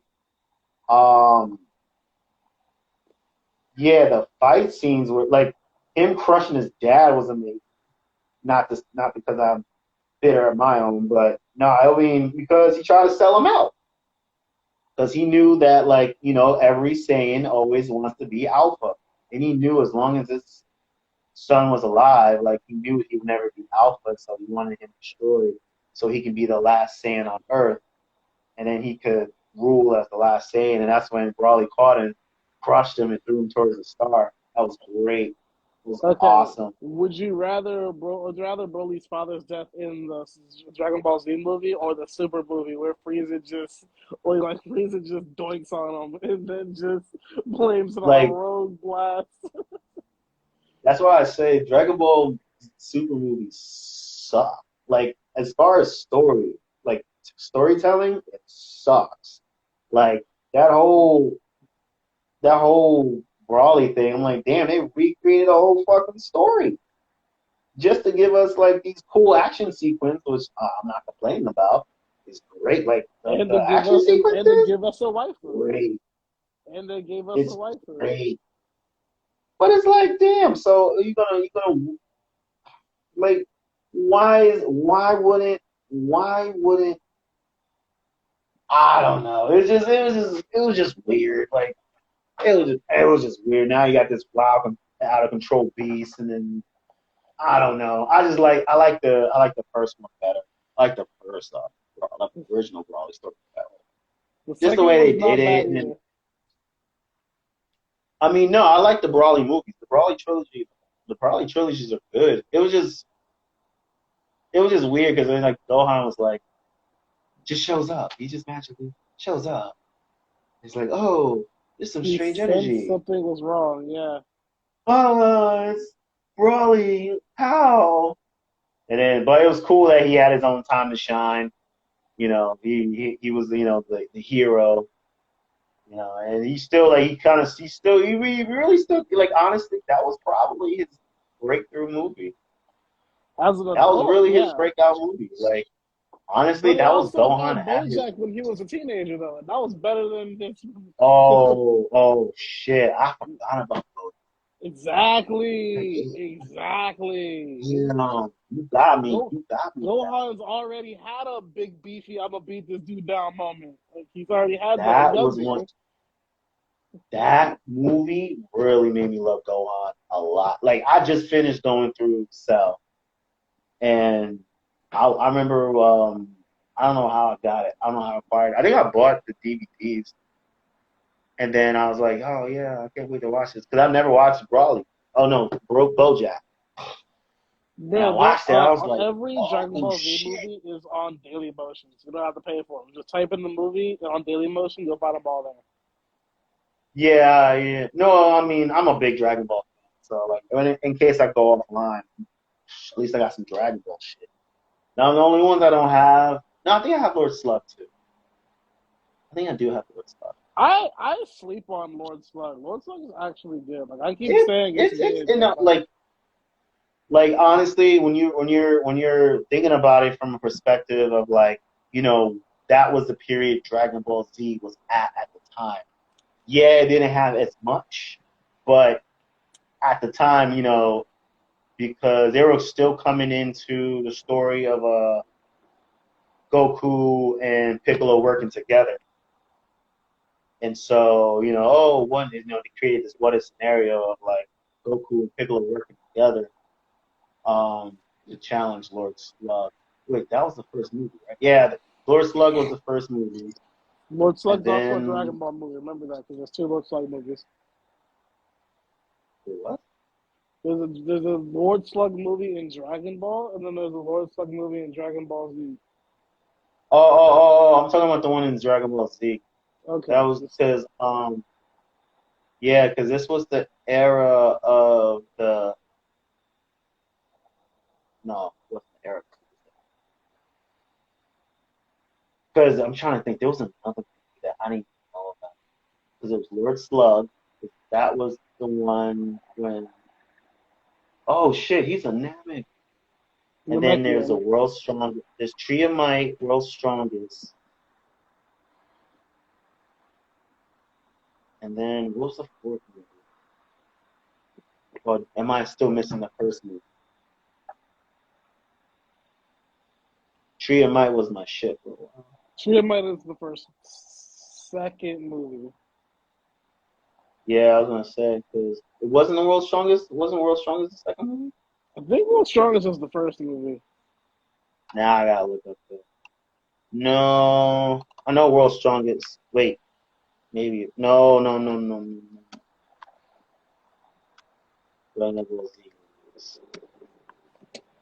I like looking them up on Wikipedia. There's either 13 or 14. The order would kind of help. Web series, films. Yeah, not to confuse it with the Dragon Ball movie, the fucking live action movie that they fucked up. That they absolutely fucked up. I almost said Dragon Ball Curse of the Blood Rubies. I'm like, wait, that's the Dead Zone. How the fuck did I forget Dead Zone? That's with Garlic. What are the first 2 Dragon Ball Z movies? What are the World's first 2 Dragon Strongest Ball and Z Dead Zone. movies? The first one was Dead Zone. The second one was World's Strongest. I was asking my brother to see if he knew. He used to be a big Dragon Ball Z fan. Oh, yeah, I had to think about that one for a while. Yeah, because I knew there was the first one. But I did forget about Dead Zone. I was thinking about it. Yeah. Yeah, because it's funny because Dead Zone is basically a rip off the Phantom Zone of Superman. I found that out doing it before. So Gohan is Superman then? Because Gohan is the one that kind of goes on top of that. No, technically Goku's Superman. Technically Goku's Superman, and Vegeta's General Zed, but he lives. He was supposed to die, but the fans wouldn't let him die. But yeah, I forgot about Dead Zone. But it was just funny because like they had that TV series, Return of Garlic Jr. All right, hold on, real quick. I love that. Hold on, let's rank all the Dragon Ball Z movies because I think that'd be fun. Damn, I have to like look at them real quick. Wild Boy, Fusion Reborn. I'll make a tier list. We'll do S, A, B, C, and F. Wait, what are we doing? We're ranking the Dragon Ball Z movies from best to least to best. From best to worst. I wouldn't call them worst because I look at a lot of these movies. They're actually like really good. The only thing that I hated about them was that they were short. But other than the fact that they were short, they were all like really good. But damn. Okay, how about this? We'll go from goated, above average, mid, below average, and trash. How about Well, that? we'll go from best to least. We'll say best to least. That's fine. Because I don't want to throw shade on them. I'm not gonna say, oh, Dead Zone is weak. No, it's not weak. It's just it's a typical Okay, here's the thing. Gohan. It's not Oh, weak, Gohan gets kidnapped. but compared to all of the others, they are. There's a couple of bad ones, honestly. No. I mean, no. I mean, freaking Goku gets punched in the dick by Super Super Android 13. I mean, I think Super Android 13 might be like on the top of my list. All Like right, we're I gonna mean, make two separate lists then. like I love. Well, okay, let me. Damn, I kind of gotta look at it because like How many that are there? shit. There's a lot. And we're just Okay, doing let's start Z. with No Dragon Ball, no GT one. movies. Yeah, I just saw Battle God, so like I'm like, all right, hold on. 1, 2, 3, 4, 5, 6, 7, 8, 9, 10, 11, 12, 13 movies from Dragon Ball Z Interesting. before the Super Incarnation. Yeah, that's a lot. And I'm like, by saying like, oh, like Dead Zone is trash, and I can't say that. I mean, it's not a bad movie. It's just 13 is okay, but Dead Zone is a little bit less than mid though. Like, you wouldn't agree to that? Like it's not good, but it's not bad. It's like it's below mid. I would not but call it mid. yeah, but I mean, if I'm ranking them from like the best to like the less best, yeah, someone has to go on the bottom. And I know it's definitely not Super 13. That I I love the story. I love the story told. And I love that everybody was able to show off their moves. And then once it was time for Android 13, it's time for his dismay. He ended up getting his upgraded parts that he needed to become Super Android 17. He just started fucking everybody up. And then in the end, he loses to he loses to Goku, who fuses with the Spirit Bomb, and he becomes a Spirit Bomb, and he fucking All right, I'll let you know 17 this tries to right punch now. him. I'll let you know this right now. Dead Zone is gonna be on the bottom of my list. I'll let you know that right now. Yeah, I'm probably throwing Dead Zone down there too. I mean, wait, Dead Zone? Yeah, Dead Zone. Yeah, it was cool, but I mean, there was so many All like right, there's so so many after Dead better. Zone, we have. I'm gonna have to go World Strongest because I'm trying to think. I like Fusion Reborn. I like honestly, like Wrath of a Dragon. I can cry. I could cry for that. I try not to, but We'll it's a get to that sad. when we get there. We'll get to that when we get there. Let's just It's keep a going in order. sad. It's a Let's just keep going in sad, order. sad. Can you name them Um. all actually? Because actually, there's the ones that I'm Okay, missing. so right now, so you have in order. You have Dead Zone. You have the World's Strongest. You have the Tree of Might. You Okay. have Lord Slug, which actually is that's a sleeper. We have Cooler's Revenge.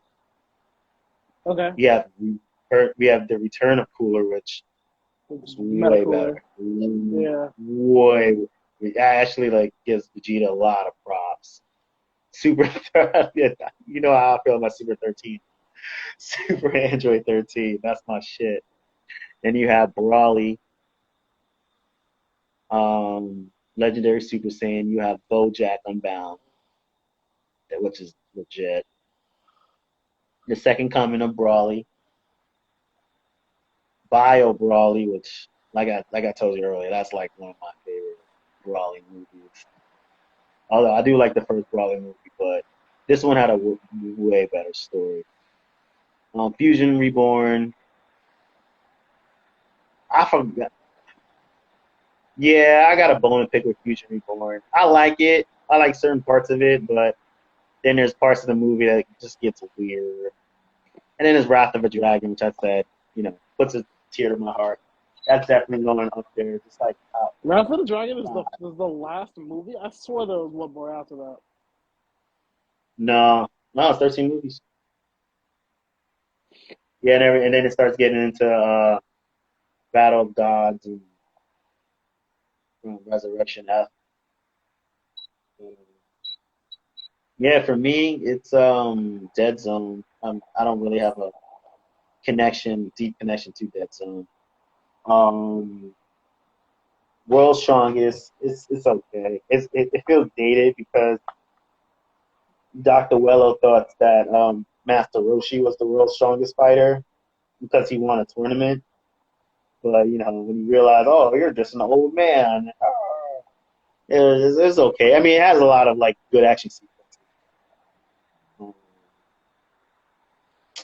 Yeah, there's like way better movies than World's Strongest. Right. I will have to say next will probably be Fusion Reborn, unfortunately. It gets weird when Jeanette starts fucking up the real world. And then like it gets to a point where a lot of the dead people would resurrect in the real world. Yeah. So you find like he's in the middle of the dimension between hell and heaven, literally sneezing and fucking shit up. That just makes sense for where he is. I'm not. I know I get the story and stuff, but like I said, like animation gets weird, illustration gets weird, and then like at some point, Gohan's fighting Hitler. That gets weird. I'm not sure right now. I have 1, 2, and 3 done, 10, 11, and 12 done. I have. But yeah, 10, it's just like. That's what I have done. I love the fusion. I love the fact that we finally get a Gogeta fusion. Yeah. But it's just surrounded by a weird movie. And like I said, I'm comparing all the movies. I have to. Yeah, Fusion Reborn. Like it's definitely. Like I said, it's not a bad movie. Like it does get weird though. For me, I'm trying to think what's next. Damn, starting to get to all the good shit. I guess I have to put in Cooler's Revenge. It's just retelling the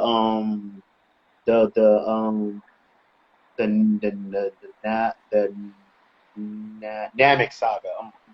What the fuck is that planet called? I was just retelling the Namek saga. Planet Namek, yeah.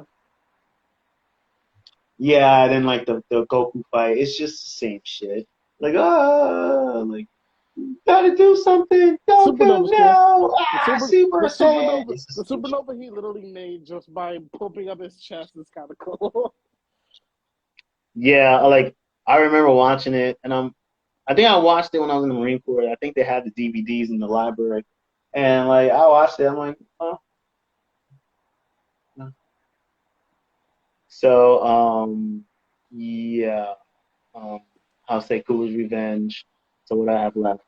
I have Lord Slug, Tree of Might, Return of Cooler. Damn, all good shit. What do I like left? Damn, what do I like left? I may have to go.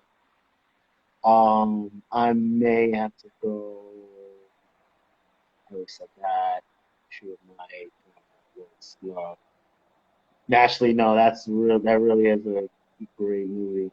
But then kind of like it kind of, oh, is he a Super Saiyan? And then I'm like, oh, he's not a Super Saiyan, he's a false Super Saiyan. No, but yeah, it might have to be Brawley Second Coming. Yeah, it might have to. Yeah. Man, I forgot. That's like Gohan's like best performance.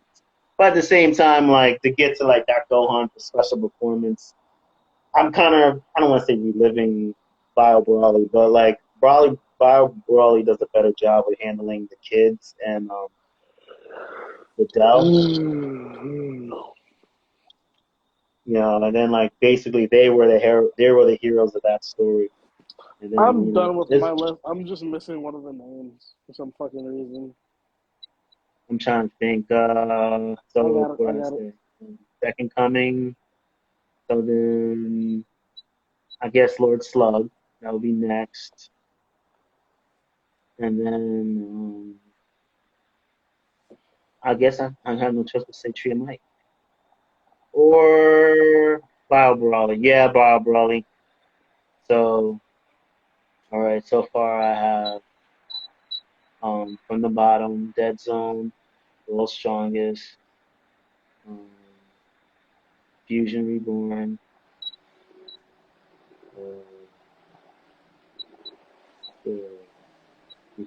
Cooler's Revenge, Second Coming of Brawley,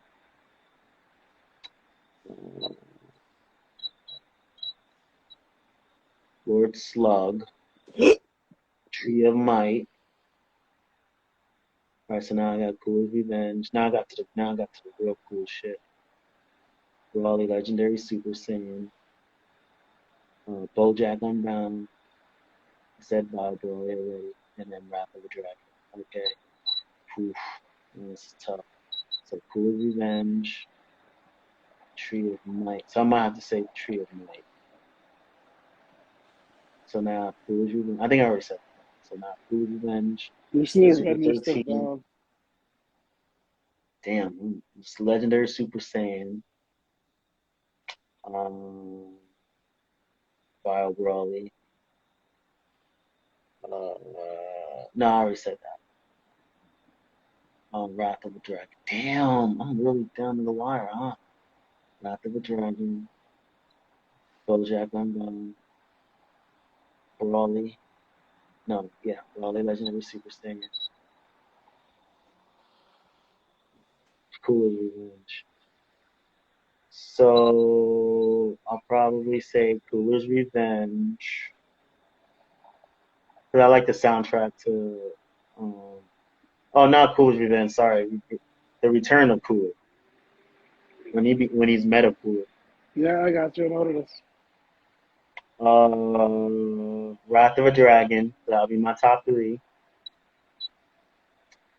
Brawley Legendary Super Saiyan. That's my top two. And then Super Saiyan, Super Android 13. All right. I got mine. Mine from least best to best goes like this. I'm gonna go Dead Zone. Then I'm gonna go Bio Broly. I'm gonna go Lord Slug. Then I'm gonna go World's Strongest. Then Super Android 13. Then Tree of Might. Then Cooler's Revenge. And then we got BoJack Unbound. And then we go to my top five, which would be Meta Cooler. Then Broly Second Coming.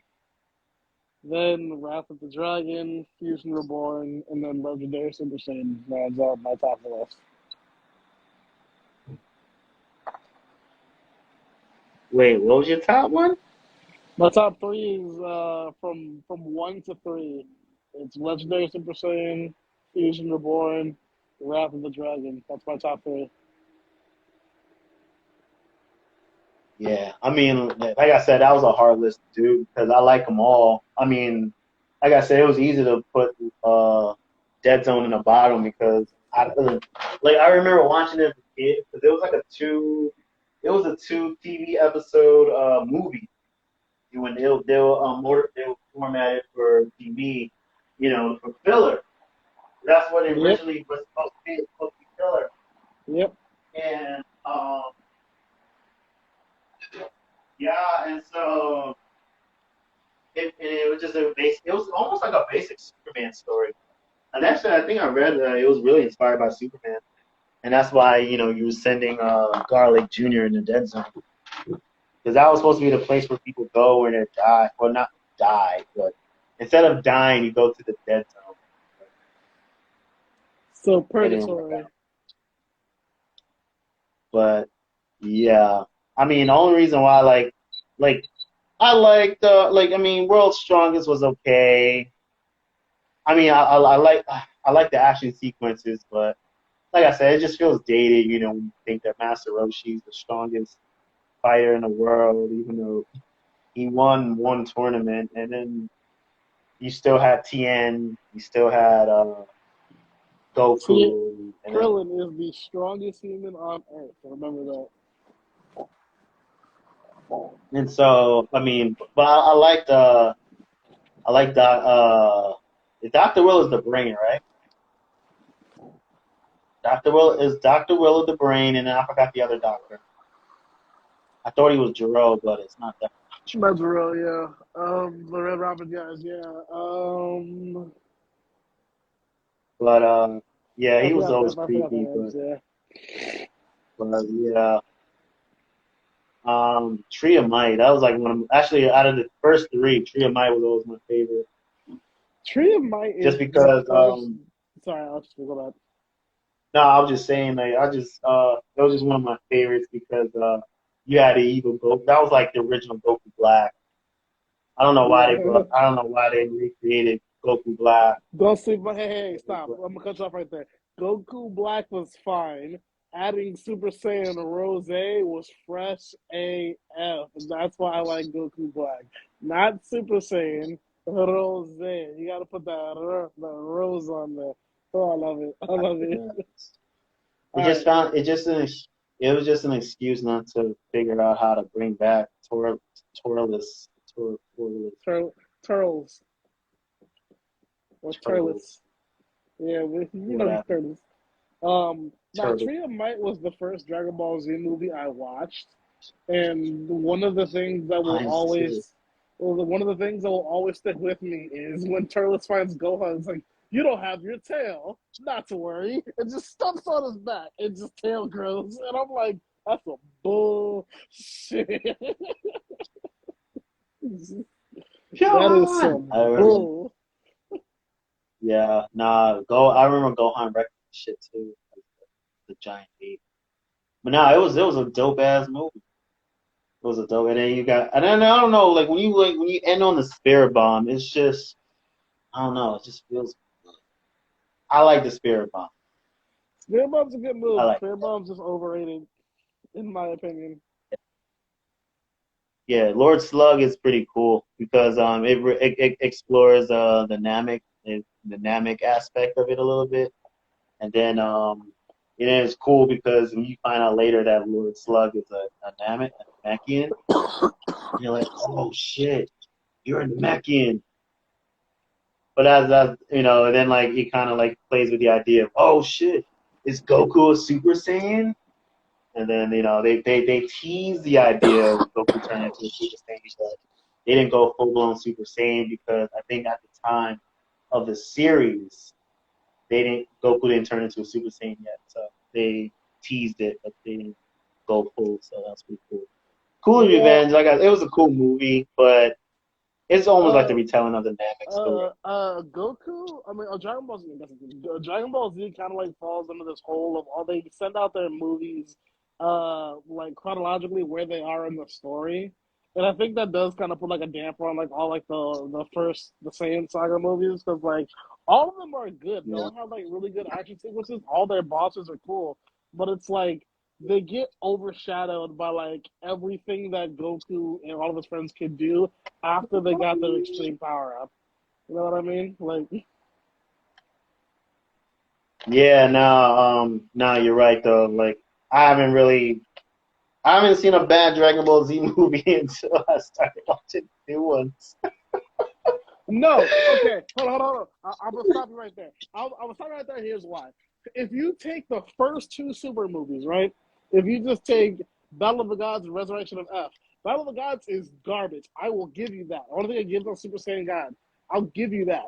But Golden Frieza if you didn't believe that Frieza came back hard as fuck with that speech, and then just the ability to just turn golden at will and just freak the fuck out of Goku and be like, and this is only 20%.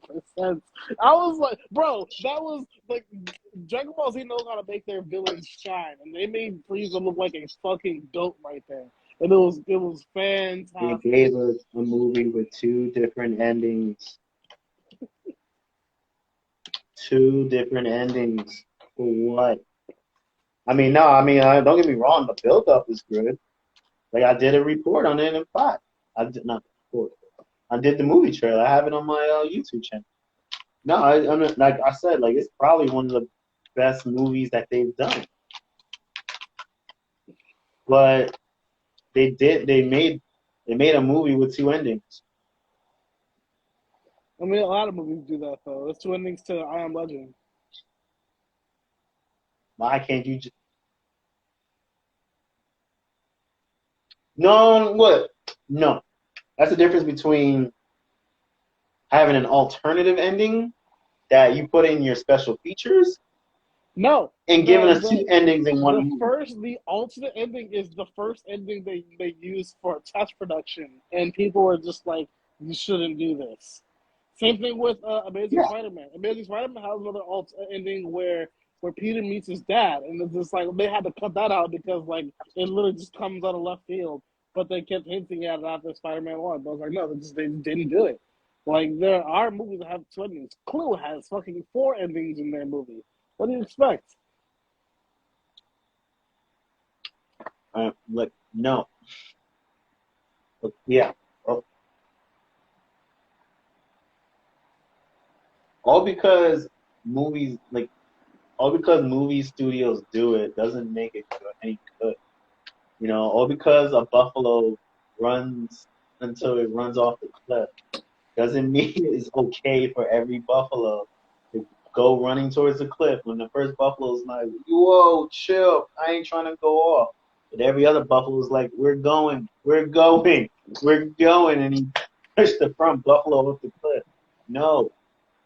You don't just give us a movie with multiple endings. They gave us a movie. Vegeta should have beaten Frieza, but no. They had to make it so Goku beat Frieza. Why? Because Goku wins all. And now you have a movie with 2 different endings. For what? It's the same fight. Except now Goku's a lot smarter than he was the first time. Why I gotta see Goku fight twice? You might as well go back in time and make Gohan fight. I'll beat you this time, Frieza! Ha! Now you gave us 3 final fights. If Gohan came up and said I'll fight and then like goes like Super Saiyan God, Super Saiyan, I would throw my ticket at the I'm fighting everyone at that movie theater. So I'll spend money on going to see this bullshit. Goku should have beaten Frieza the first time. He started around and he lost. Why do I need to see him fight again so he wins? So that's what Goku does. Goku loses and gets stronger. You know what it reminds me of? It reminds me of Scott Pilgrim. When he lost the first time, but instead of dying like normal human beings, he scored on his 1 extra life to go back, basically run through everything he went through just to get it right the second time that he should have gotten right the first time. Bro, one of my friends, bro, that part on Snapchat, my friend said if you're a speedrunner, that makes so much sense.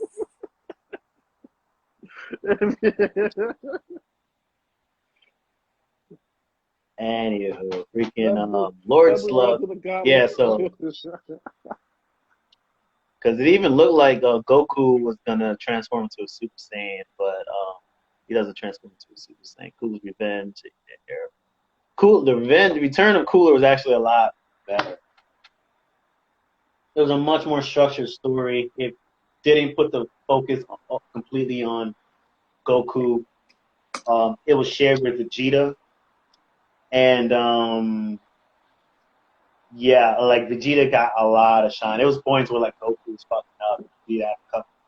Like Vegeta was a lot more the hero in this movie than any other movie than anything he was really. That's one of my favorites. Yeah, one of my favorites of the two Cooler movies. Makes sense. Cooler was And then okay. battling all those, and then like battling like Cooler as a planet. That was pretty cool. Even though I think they just escaped and just blew it up. But I mean, whatever. Like it was a much better movie than like That's how they've been retelling the doing. Namek story.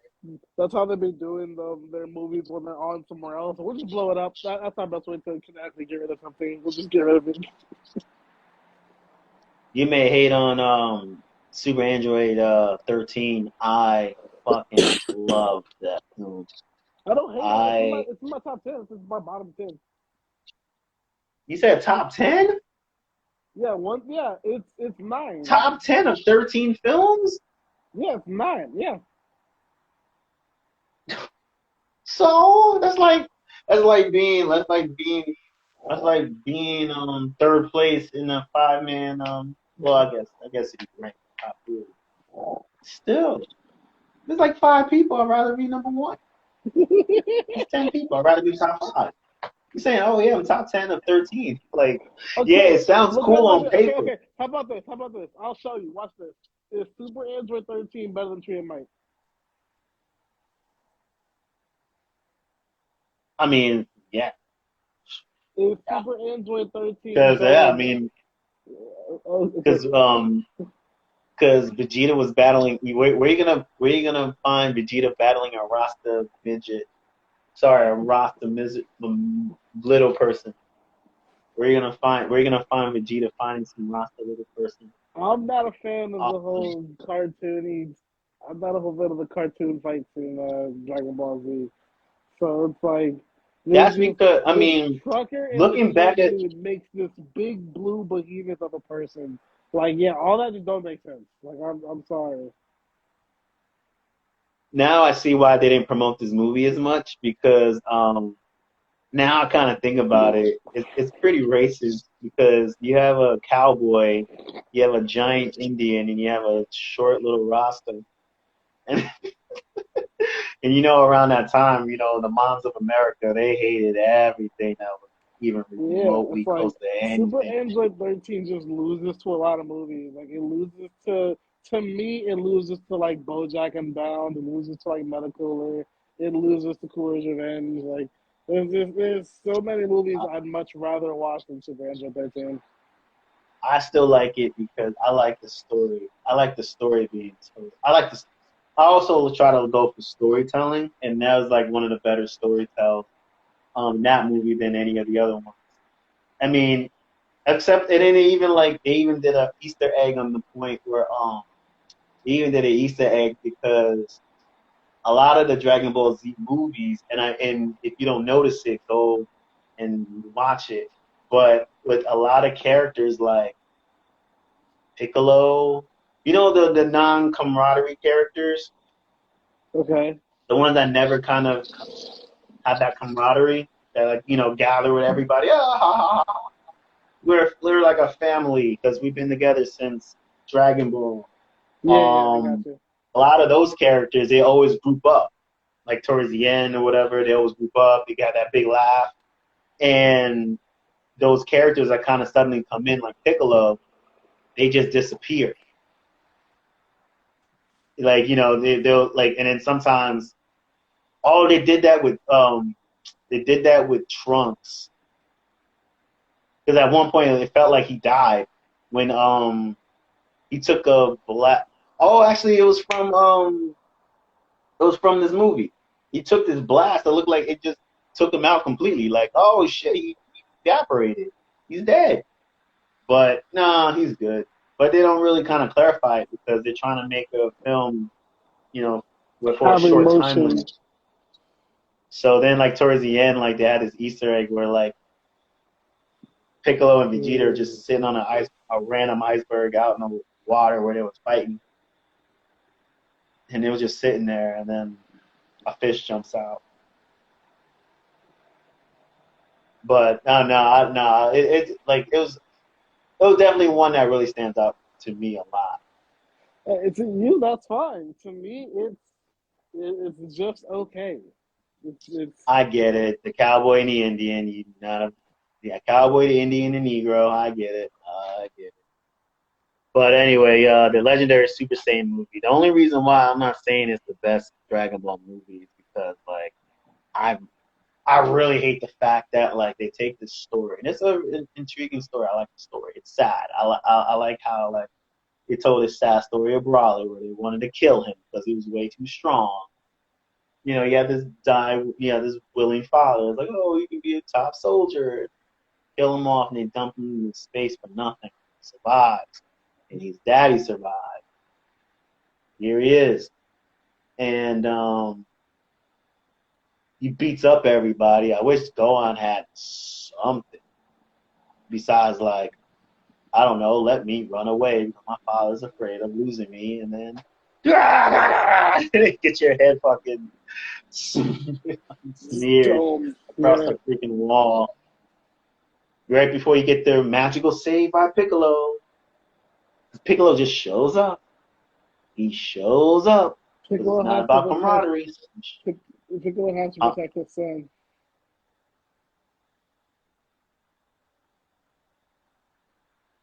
no, for me, the movie does fall apart towards the end when it takes one punch with everybody's charged energy inside Goku to like take out Brawly after all of it. We went through this entire fucking movie, and Brawly gets taken out by one gigantic punch that was dug into his body, and like his own power just exploded on him. Well, they didn't want to It kill was, him, so Spare Bomb was out of the question. And I get what you're saying by that, but like, if your need is to protect this character for another movie or like another like retelling or something like that, you kind of have to do something that's going to make him go away for a while. It's like wrestling storytelling. You have to make them do an injury so they can come back stronger and all that stuff. I feel that's the same thing as that.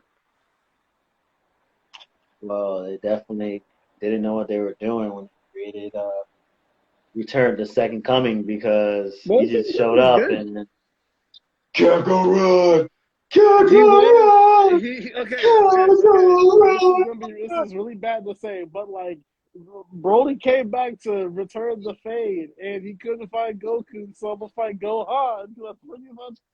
He didn't even fight. He wasn't even trying to fight Gohan. He was trying to fight his little brother Goten. Because he looked Can't like go Goku. run, Because he looked like can't go Goku. run, can't go run. I mean, yeah, Goku like I at said, it the was it end was looked like good. Kid Goku. So it's like he saw Goku, got mad. It's like I'm gonna keep. We're gonna return this Fade for round two, bitch. And then Gohan's like, nah. And me and my little brother gonna kill you. Like I said, no, the movie was real. Like movie, like I said, it was, like I think they told a better story in Bio Brawly, but I like the Gohan action sequences. Once Gohan gets into the movie, it gets a lot better. I mean, there was a couple moments where there was some laughter, like Brawly got pissed on, but suck on this, when he said that, you're not supposed to say that. You're a kid, but. And then that was the first time you get to see the family Kamehameha wave, which was pretty cool. Yes, it was. Because Yes, it it was was. cool when you saw it when Gohan and Goku did it with Cell, and now you get to see it with Raw. We skipped over BoJack because I was so hyped to talk about, we kept Brawly alive just for him to be some meathead, call him retard. BoJack is to me the gatekeeper of being a top 5 movie in Dragon Ball Z. Yeah, I think it was like what? I think it was like my top. Yeah, I think it was in my top five too. See, Like, nah, that it'll movie be was just. number 5, but for it's either number 5 or number 6. For me, I just my 5 and 6 is Better Cooler and BoJack. It was like I Better Cooler to me is a better movie than BoJack. But BoJack is still good. BoJack is still real good. Yeah, and it's funny because I love that Krillin almost got eliminated from the tournament. Bro, Krillin came in, bro. Krillin came in talking big shit. Like, he was like, I'm about to win this time because I'm the strongest human there. And then he saw Gohan, he saw Piccolo, he saw Tien. He was like, well, fuck. It was so funny when Yamcha was like, "Man, I wish I can just go in and win this tournament." You know, we got Gohan over here. He beats Cell. You got Piccolo. Krillin looked really good, and he gets like, and then I think the sumo guy like runs into his pole, and then he's like, "Ah!" They really established Yamcha as a useless character. Like, I don't know. It just amazes me how there's still like a clique of people that really clamor for Yamcha. You look at the entire series, they really tried to kill him. They wanted to kill Yamcha. The people that like Yamcha are the people that play him in Dragon Ball Fighters just because he stops there. I mean, it's the sexy hair, but they try to give it a Gohan, but they're like, oh, no, it's too much hair. And, you know, it looks cooler if we have short hair. Or when you turn Super Saiyan, Okay, yeah. unfortunately, I have to But go real quick, so I gotta go help family, but I'll leave on this. Dragon Ball Z is great. Gohan could have been a great character, but they fucked him up by making the Great Simon. Everyone have a good rest of your night. yeah, Toodaloo. But yeah, so I took that edible, so I'm like feeling really groovy. I can't wait to check out AEW Dynamite. I usually like getting high and watching Dynamite because that's how bad it is. And it just becomes a little bit more enjoyable. But yeah, I'm a big fan of Dragon Ball. And I hate Dragon Ball Super. I don't hate it, but I just think it's like, damn, you really ran out of creative ideas on how to deal with these transformations. Like creating these weird transformations that just like, okay, it's weird, but whatever. I'm not responsible for this. But anyway, I'm gonna go ahead and I'm going to render this video over to my YouTube. Hopefully, you guys enjoy it if you're on the Instagram just chilling. And yeah, hopefully I get really hard. Anyways, peace out.